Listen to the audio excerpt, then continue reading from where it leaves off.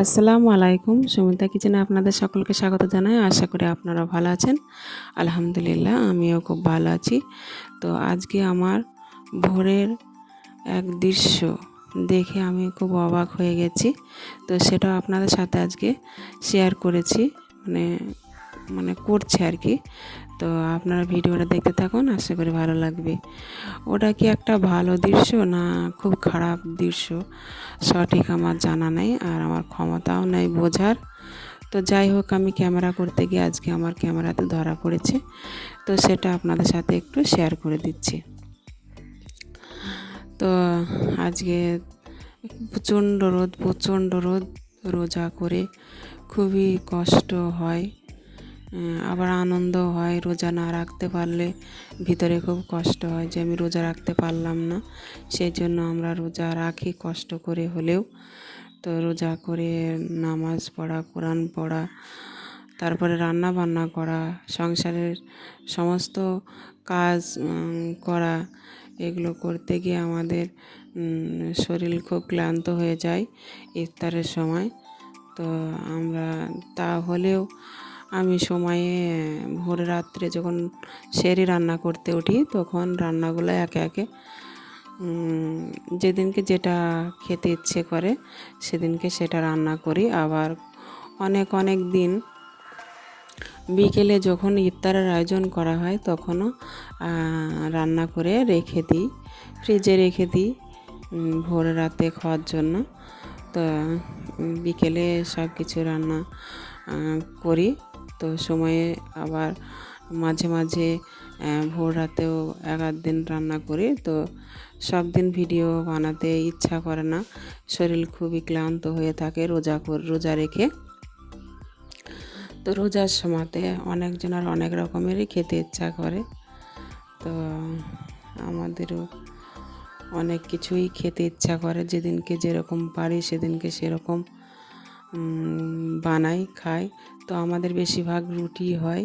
তো সারাদিন উপোস করে থেকে, শুকিয়ে থেকে, তো তেলের জিনিস খেলে গ্যাসটা একটু বেশি হয়।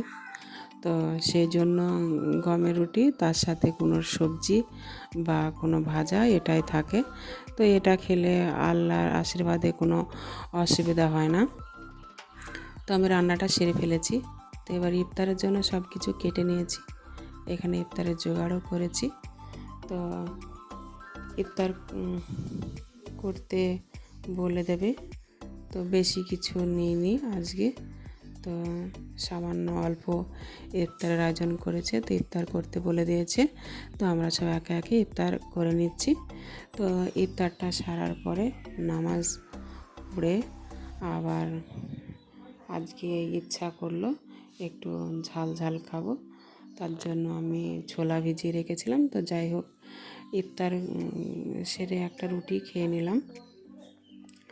তো সবজি দিয়ে রুটি খাচ্ছি। এখানে কুমড়োর তরকারি আছে, আরও অনেক কিছুই আছে, তো সেগুলো খাইনি। তো আজকে এই একটা সবজি দিয়েই খেয়ে নামাজ পড়ব, তারপরে ছোলা মাখা করব। তো ভিডিওটা দেখতে থাকুন। তো ইফতার সেরে নামাজটা আদায় করে তারপরে আবার চলে আসছি। তো দেখুন, নামাজ আদায় করে আবারও চলে এসেছি। আগের রাত্রে ছোলা ভিজিয়ে রেখেছিলাম।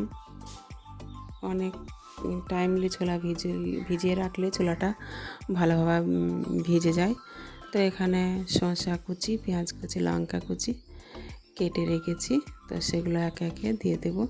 তো আরও অনেক মশলাপাতি আছে, সেগুলো দেব।